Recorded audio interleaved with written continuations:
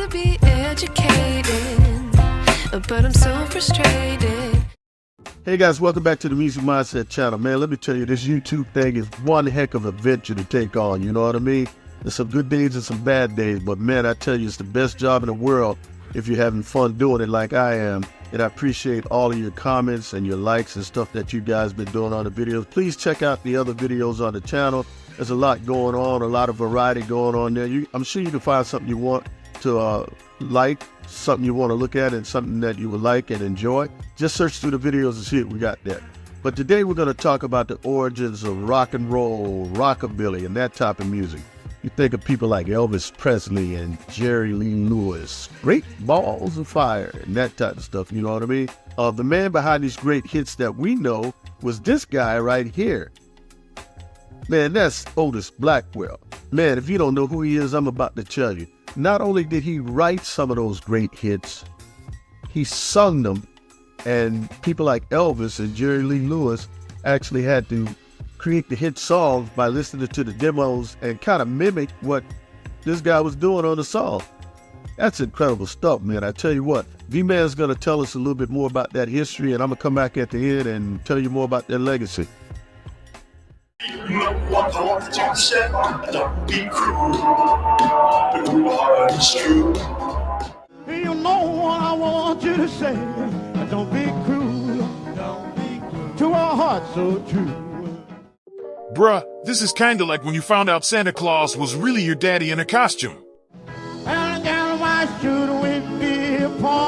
Yeah, it's like that.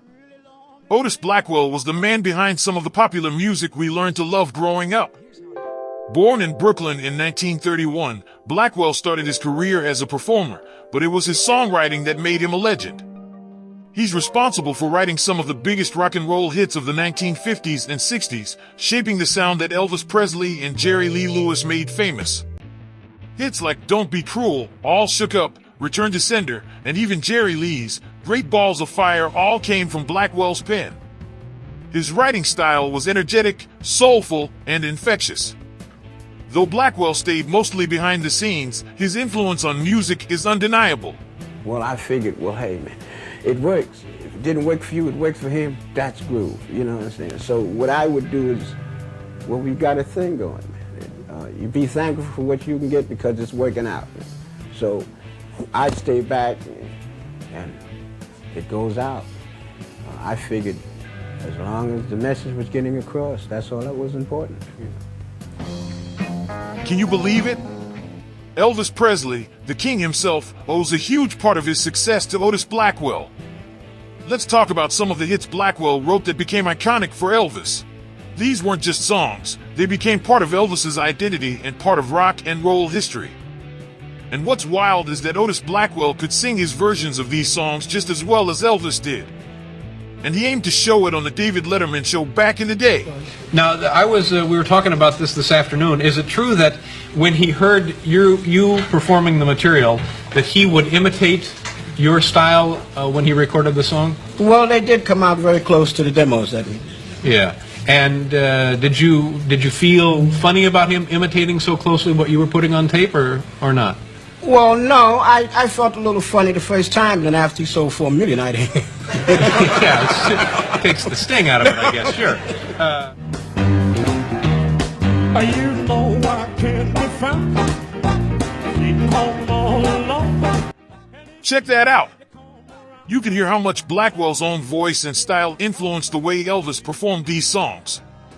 It's almost like Elvis took Otis's vibe and injected it with his own charisma. Here's something really interesting. Elvis was a huge fan of Blackwell's work. In fact, Blackwell once said that Elvis used to listen to his songs so much that he could mimic Blackwell's singing style perfectly.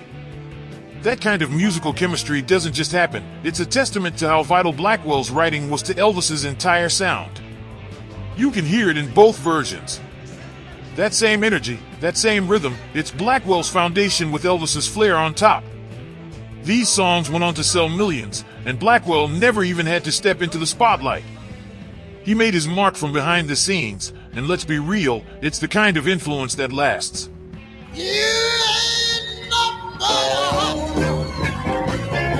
Oh, but we ain't gonna just skip out on this song. Hound Dog. Ain't that right, Big Mama Thornton? That's another performer that greatly affected the creation of Elvis's style. That was her song originally. We'll do something on that in the future. But back to Otis Blackwell. His genius wasn't just in writing hits for Elvis. His work also helped shape the rockabilly and rock and roll movement, pushing the boundaries of rock music and setting the stage for what would become a global phenomenon. Blackwell was a master of melody and rhythm, and his songs had a way of getting stuck in your head forever. No, Otis didn't have the luxury of living here forever. He sadly passed away in 2002 in Nashville, ironically in Tennessee, the state where Elvis's Graceland estate is also located. But when I say forever, I mean forever. Even today, his songs are covered by countless artists, and they're part of the backbone of rock history. He influenced not just the musicians of his time, but generations of artists who came after.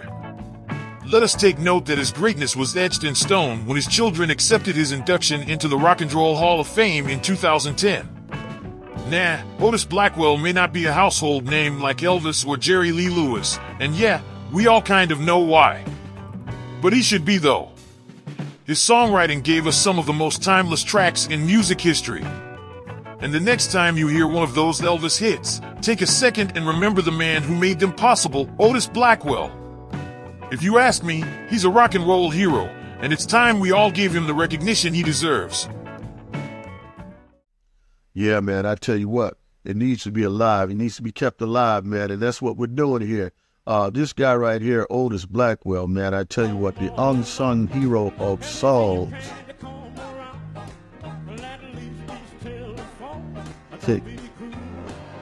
He's kind of like the uncle of rock and roll in some kind of way, you know what I'm trying to say. I tell you what, the one thing about it that I found out is that Otis actually never met these guys. He never met Elvis in person. And one of the reasons is that he thought it might kind of like jinx the relationship that they had musically. Like he would just do the demo songs, and he saw, as he said, to Letterman that he was making that money. He just said, hey, I'll pass the song on to him. He make a hit out of it. As long as he's making a hit out of it, I don't need to meet him and mess that up. And I don't blame him. You don't want to mess up a good thing when it's going good. Who knows what would have happened if he had pushed it any further than that. It's a good thing he did what he did. Otis Blackwell, man, you need to know about him. You need to remember that name the next time you hear one of those songs.